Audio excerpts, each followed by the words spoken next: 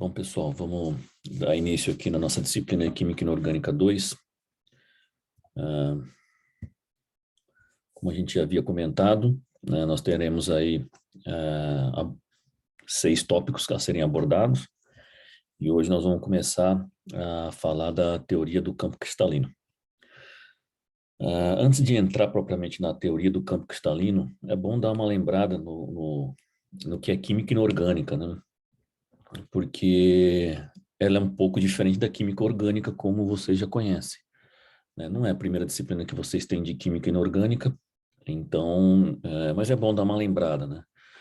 Que a química inorgânica ela diferencia um pouco da química orgânica, né? Que são dos dos compostos hidrocarbonetos, né? E seus derivados. Ah, a química inorgânica pode ser descrita como a química de todos os demais elementos da tabela periódica, né? Inclusive a do carbono. Então, é uma química bastante abrangente, né, que vai trazer muitas informações e respostas de alguns tipos de ligação que a química orgânica, na teoria da química orgânica, não está prevista, tá? Por exemplo, compostos organometálicos. Compostos organometálicos são alguns os tipos de compostos que contêm uma ligação metal-carbono, ou seja, um carbono ligado diretamente a um centro metálico, tá? A gente pode ver aqui, ó, um centro metálico ligado a um carbono. Isso aqui é um organometálico, né? Aqui no caso é um átomo de índio ligado a um ciclo de carbono aqui. Outro exemplo, né, de estanho, um centro metálico ligado a uma carbonila, um átomo de carbono, né, que aqui na verdade é uma metila. Tá? Então eu tenho um estanho ligado a 2 flúors e a 2 metilas. Isso são organometálicos. Os compostos inorgânicos também são bastante utilizados em catálise. Se a gente olhar aqui o processo de conversão do metanol, né, num processo aeróbico etanol, um processo aeróbico gerando o ácido acético, né, que é o que acontece com o vinho, né, o etanol do vinho em contato com o oxigênio, gerando ácido acético.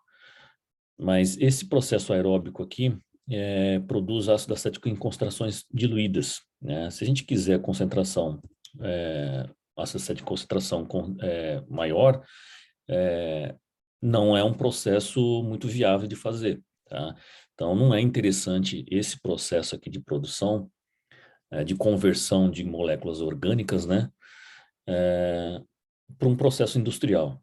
Então, entra um catalisador de ródio, que transforma aqui, no caso, seria realmente o metanol, tá? Na presença de CO, ele catalisa essa reação em determinadas condições e gera o meu ácido acético em alta concentração. Então, aqui é mais uma aplicação de compostos inorgânicos, tá? E a inorgânica está em todos os campos, né? A bioinorgânica, onde a gente vai ter aí vários compostos inorgânicos atuando no organismo vivo, né?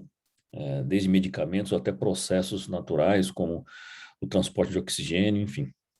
Na química ambiental, né, a gente tem vários exemplos aí, que tem disciplinas só de química ambiental para a gente abordar esses assuntos. Então, a química inorgânica ela é bastante abrangente. Então, o interessante aqui é a gente ver alguns exemplos, por exemplo, na química orgânica, que tem uma ligação, que são os hidrocarbonetos, né? A gente tem uma ligação simples de carbono-carbono, uma ligação dupla, carbono-carbono, e uma ligação tripla, carbono-carbono, bastante clássica. Além disso, nós teremos as ligações bastante conhecidas também, entre flúor, né, oxigênio e nitrogênio, sendo simples, dupla e tripla. No compostos inorgânicos também essas ligações estão presentes entre elementos de transição, né, da tabela periódica. O mercúrio, ligação simples, aqui nós temos um tungstênio com uma ligação dupla entre eles, o ósmio com uma ligação tripla entre eles, e o rênio com uma ligação quádrupla, né? Que não tem nenhuma similar exemplo na química orgânica, né? Então a gente tem aqui uma ligação interessante. E nos organometálicos também nós temos o mesmo tipo de ligação, uma ligação simples, metal-carbono, uma ligação dupla, metal-carbono, e uma ligação tripla, metal-carbono. Tá? Então, na química orgânica que a gente classicamente vem estudando, a gente consegue presenciar, né, ligação simples, duplas e tripla, que são as ligações sigma e pi. Mas quando a gente tem os orbitais D disponíveis, né, eles também podem fazer ligação. E os orbitais D são característicos dos elementos de transição, né, da tabela periódica. E fazendo uma nova ligação, se chama ligação delta, tá bem?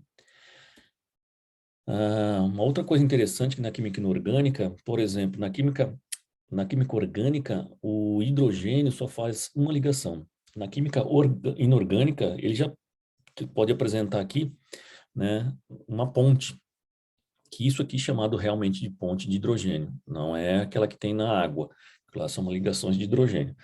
Aqui nós temos ponte de hidrogênio, tá, entre dois metais. O mesmo pode acontecer aqui, ó, um hidrogênio fazendo duas ligações, ligando dois metais. O carbono, por exemplo, pode ter 5 ligações. Tá? Eu tenho 3 ligações aqui e mais 2 aqui ligando, colocando em ponte, né, 2 elementos metálicos aqui. E olha nessa situação aqui com o lítio. Eu tenho, esse aqui é uma metila, né? Já tem 3 hidrogênios aqui e ele está fazendo ainda mais 3 ligações com o lítio.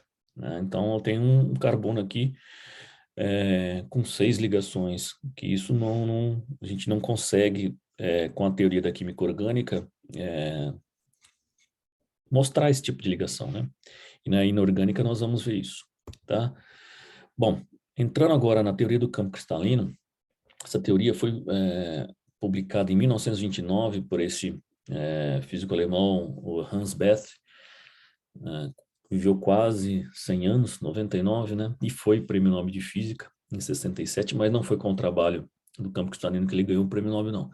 O prêmio Nobel, o trabalho de química da teoria do campo cristalino foi publicado em 1929.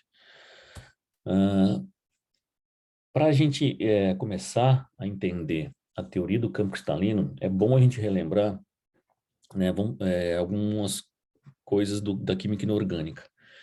Vamos pegar aqui um octaedro, tá? Octaedro eu tenho um centro metálico rodeado por ligantes. Aqui no caso eu tenho 6 ligantes, tá? Esses ligantes que estão neste plano equatorial aqui, né, que corta esse plano que corta a molécula ao meio, são chamados ligantes equatoriais, ou seja, eu tenho 4 ligantes equatoriais, que seriam esses que estão aqui na ponta desse prisma aqui, ó. E os ligantes que estão na ponta são os ligantes axiais, que são 2, tá? Então, é como se isso aqui, essa base quadrada aqui, seria isso aqui, esse ligante axial, ligante equatoriais, esses 4 aqui, tá bem? Para a gente ter uma ideia, eu vou colocar aqui 2 animações interessantes que vocês podem até depois ver com calma, sobre os orbitais, esses orbitais moleculares, tá?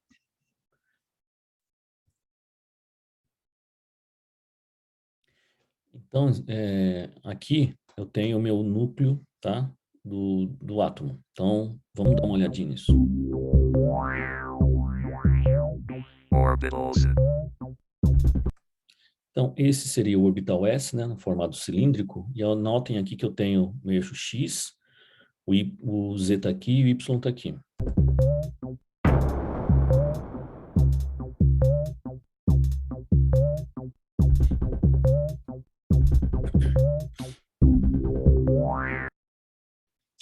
Os 3 orbitais P, que nós já conhecemos, né?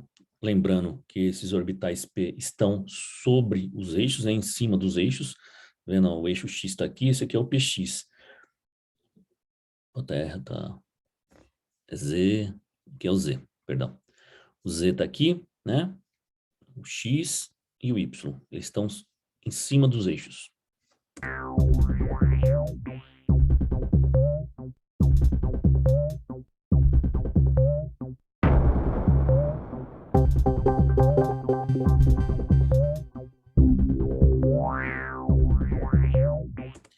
Esse é o orbital D.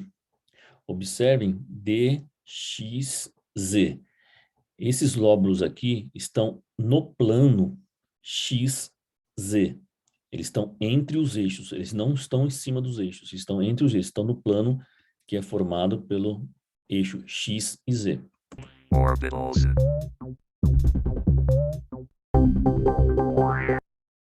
Olha, o DXY, ele está no plano XY, tá? XY, tá? Não está no eixo.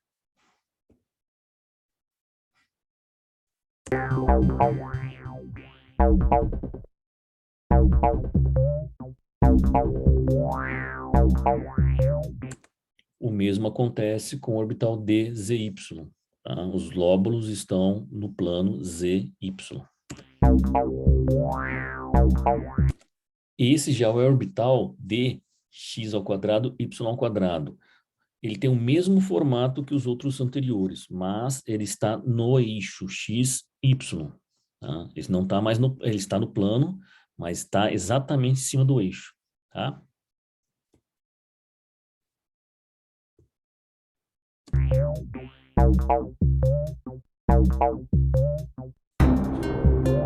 Finalmente, o orbital dz ao quadrado.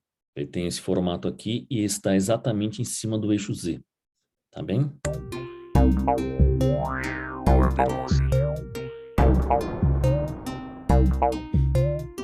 Lembrando, né, como aqui é o meu átomo, os neutros, prótons, os elétrons vão estar nesses orbitais.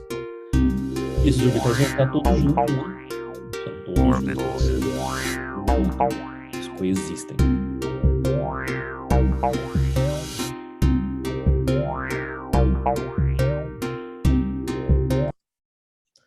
Tá bem?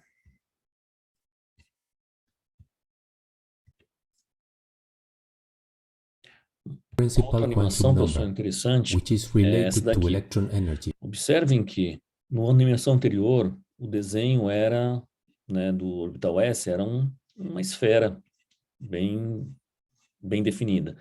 O que não é verdade. A verdade é que isso aqui, né, existe uma probabilidade esférica, né, no S, uma probabilidade esférica de encontrar o elétron, tá?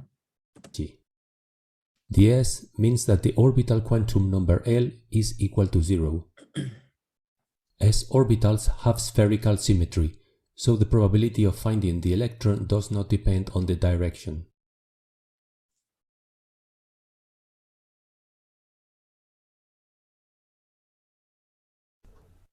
The radius of the second Bohr orbit is 4 times the Bohr radius. Therefore, we must zoom out. Quantum level 2 comprises Agora tá two sendo values mostrado of the orbital outro quantum number. nível energético, né, o 2. Tá? Orbital 2s Observem corresponds que to ele é, L o equals orbital 0. 2s As we é see, this maior que orbital 1s. Ó, occupies a much 2s é esse wider roxo. region. 1s é esse Let's make no meio orbital aqui. 1s Tá? disappear Os dois são esféricos, mas o 2s é and maior. display only a thin slice of orbital 2s. In this way, we notice a radial node, a distance at which the probability of finding the electron is 0. Again, this is the full 2s orbital. Quantum number L equal Ele vai 1 mostrar o gives orbital rise P, to 3 orbitals called 2p. que tem aquela forma This de is one of them. halteres, né? Tá vendo? It consists O PX. Aqui é o eixo X, tem o formato aqui, né? O nódulo aqui de probabilidade quase nula de achar o elétron, e a outra parte do orbital PX. of two lobes which we can consider aligned along the x-axis.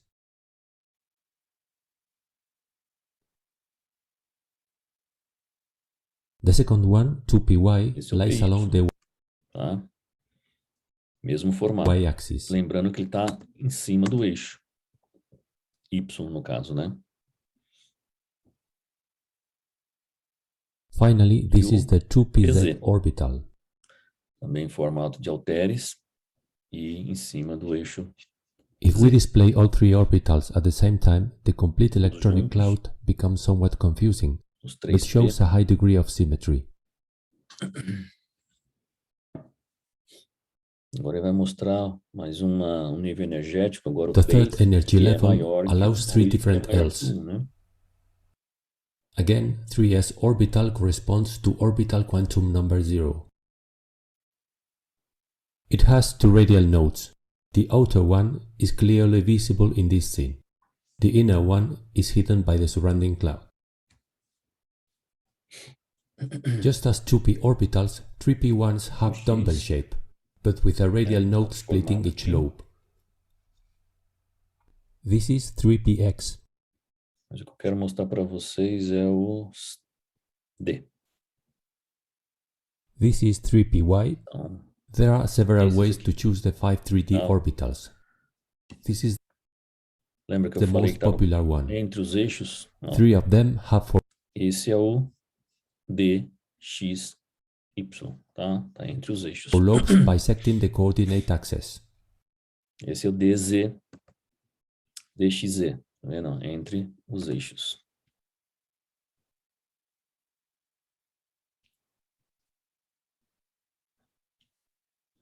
DYZ.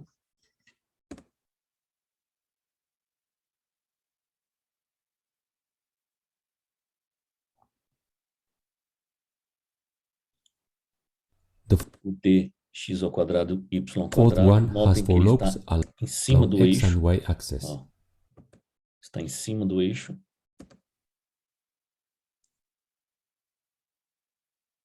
Finally, the fifth one has 2 Z ao lobes along quadrado, z axis, que está em cima do eixo Z, né? E tem aquela and the ring-shaped region on the som lá xy no plane. centro.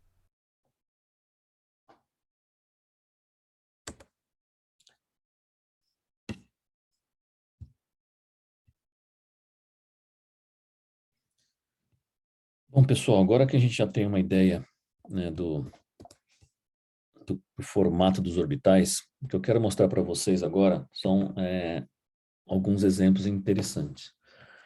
Vamos começar aqui dando uma olhada no elemento ferro, tá? O elemento ferro.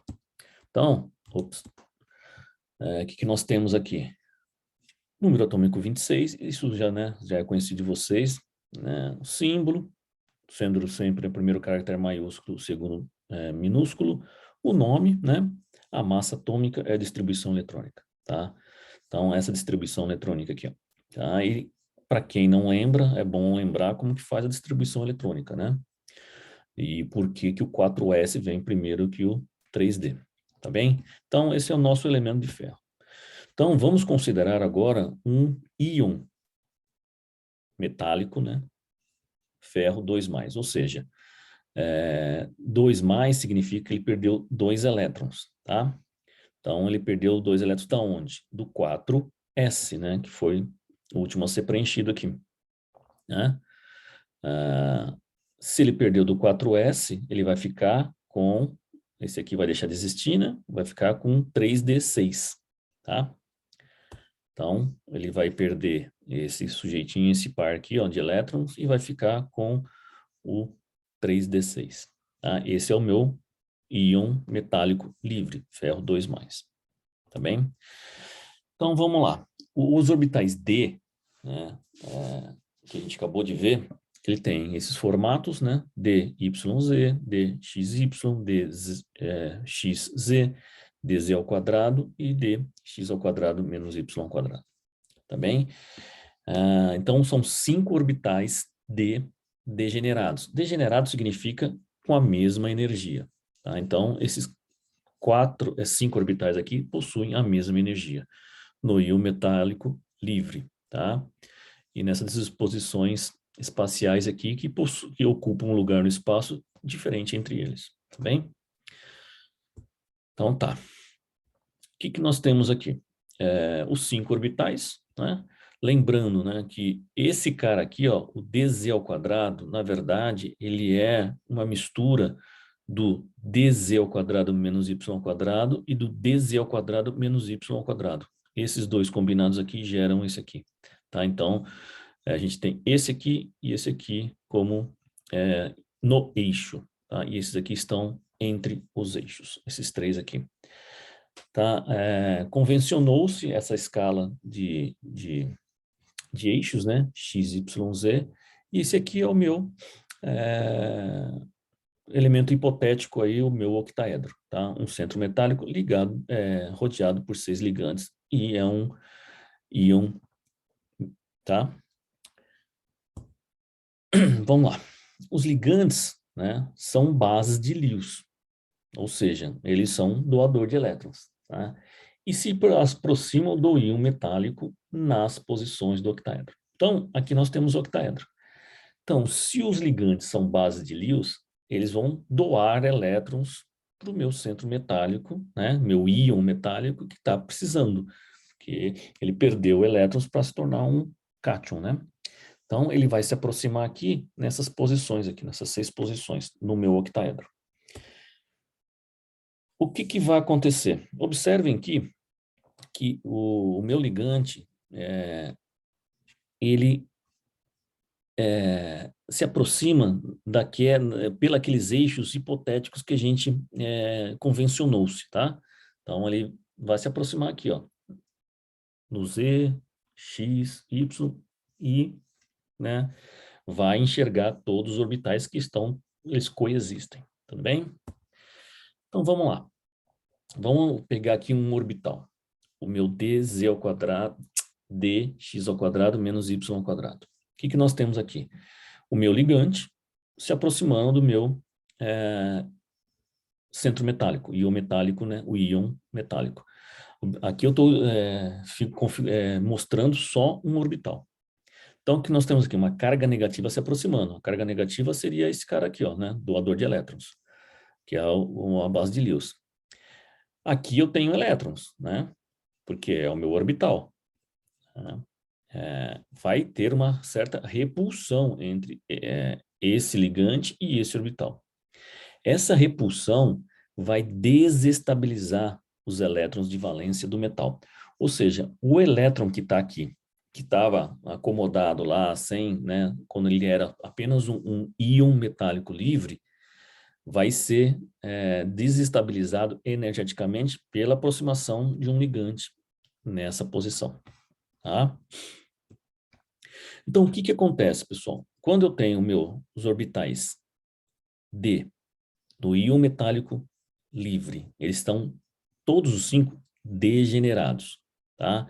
Íon metálico e 6 ligantes separados por uma distância infinita. Ou seja, aqui meu íon metálico não está enxergando ainda os meus ligantes, tá? Os ligantes aqui estão separados muito longe.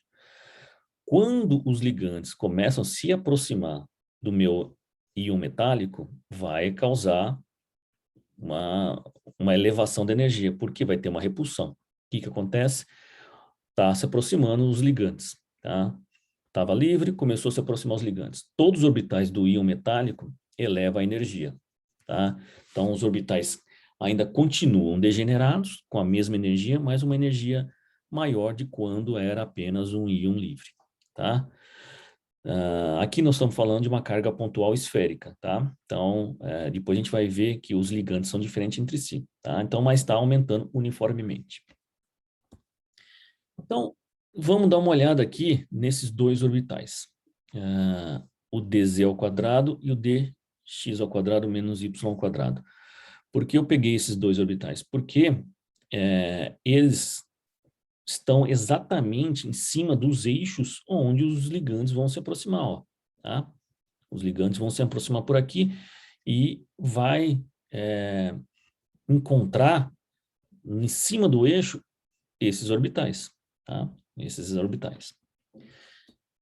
Vamos analisar um de cada vez. Esse cara aqui, o dz ao quadrado. O que vai acontecer? O meu ligante vai se aproximar, né? Na verdade, são 6, né? A gente está falando aqui de um só, eu coloquei um só para exemplificar. Mas o meu ligante vai se aproximar aqui, tá? O que vai acontecer? Vai encontrar nas 6 posições que o meu ligante chegar nesse orbital aqui, vai encontrar frontalmente o orbital dz ao quadrado, tanto aqui, tanto aqui, tanto aqui, tanto aqui, aqui ou aqui. Ou seja, ele vai ter uma interação frontal com esse orbital dz ao quadrado, tá? Então é isso que acontece, ó.